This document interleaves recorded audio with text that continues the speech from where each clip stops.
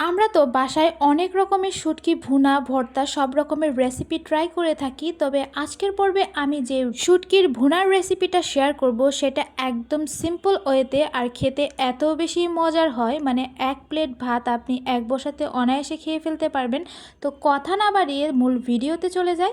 তো প্রথমত এখানে আমি কাচকি শুটকি নিয়েছি, আপনারা এখানে যে কোনো শুটকি নিতে পারেন। তারপর রসুন কুচি, পেঁয়াজ কুচি, মরিচ কুচি নিয়েছি। আর এই শুটকি ভুনাটার মেন ইনগ্রেডিয়েন্টসগুলো এগুলোই, এই তিনটা দিয়েই মূলত রান্না করব, মানে মেইন উপকরণ, আর পাশাপাশি দুই একটা উপকরণ লাগবে। তো প্রথমত আমি এই শুটকি মাছগুলো হালকা একটু গরম পানিতে খুব সুন্দরভাবে ওয়াশ করে নেব। আর অবশ্যই গরম পানিতে ধুবেন, তাহলে কিন্তু এই শুটকির ভিতরে যত রকমের ময়লা আছে সব একদম ক্লিন হয়ে যাবে। তারপর চুলায় একটা কড়াই বসিয়ে এখানে সয়াবিন তেল দিয়ে দিয়েছি, আর শুটকি মাছটা হালকা একটু ভেজে নেব। আর এখানে অল্প একটু লবণ দিয়ে জাস্ট ভেজে নিব, আর কোনো রকম কোনো কাজ নেই, একদম একটু মচমচে করে একটু বেশ সময় নিয়ে ভেজে নিতে হবে। ভেজে নেওয়ার পর আমি জাস্ট এখানে উঠিয়ে নিচ্ছি, আর এখানে দিয়ে দিচ্ছি রসুন কুচি। রসুন কুচিটা পরিমাণে পেঁয়াজের থেকে 3 ভাগের 1 ভাগ দিবেন, আর চাইলে আর একটু বাড়িয়েও দিতে পারেন যারা অনেক বেশি পছন্দ করেন।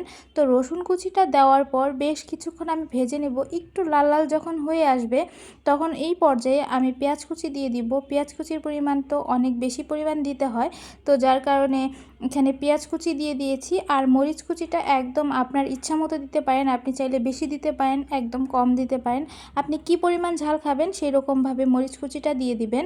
দিয়ে দেওয়ার পর এখন বেশ কিছুক্ষণ নেড়ে চেড়ে ভেজে নিব, এখন আর কোনো রকম কোনো কাজ নেই। তো এখানে এই পর্যায়ে একটু লবণ দিয়ে দিয়েছি, আমি লবণটা স্টেপ বাই স্টেপ ইউজ করতে পছন্দ করি যাতে লবণের পরিমাণটা একদম ঠিক থাকে। পরবর্তীতে অল্প পরিমাণ লবণ আরেকটু লেগেছিল, আর আমি লাস্টের দিকে ব্যবহার করেছিলাম। তো এখানে পেঁয়াজ মরিচ কুচি যখন এরকম লাল লাল করে ভেজে নেওয়া হয়ে যাবে তখন এই পর্যায়ে আমি সেই ভেজে রাখা শুটকি মাছগুলো দিয়ে দিয়েছি। দিয়ে এখন আবারও বেশ কিছুক্ষণ ভেজে নিব। বেশ কিছুক্ষণ ভেজে নেওয়ার পর এই পর্যায়ে আমি পানি ব্যবহার করব। দেখতে পাচ্ছেন কতটুকু পরিমাণ আমি পানি ব্যবহার করেছি, খুব বেশি দেওয়ার কোনো রকম কোনো প্রয়োজন নেই, এই পর্যায়ে এরকম পানি দিলেই যথেষ্ট। তো এখানে আমি আর একটু হলুদের গুঁড়া দিব, একটু মরিচের গুঁড়া দিব, তাহলে কালারটা কিন্তু অনেক বেশি ভালো আসে। আর এটা একদম অপশনাল, আপনি যদি না দিতে চান না দিতে পারেন। আর এখানে অবশ্যই আমি চিলি ফ্লেক্সটা ব্যবহার করব, তাহলে আমার কাছে একটু আরও বেশি স্পাইসি হয়, খেতেও অনেক বেশি মজা হয়। তো এই তো সবগুলো উপকরণ এখন অ্যাড করা হয়ে গিয়েছে, এখন এই পানির সঙ্গে মানে ভুনা করে নিব।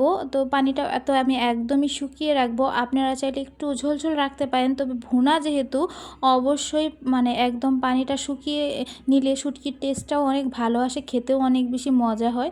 জাস্ট আপনারা লুকিংটা দেখেন, শুটকি ভুনাটা এত বেশি মজার হয়।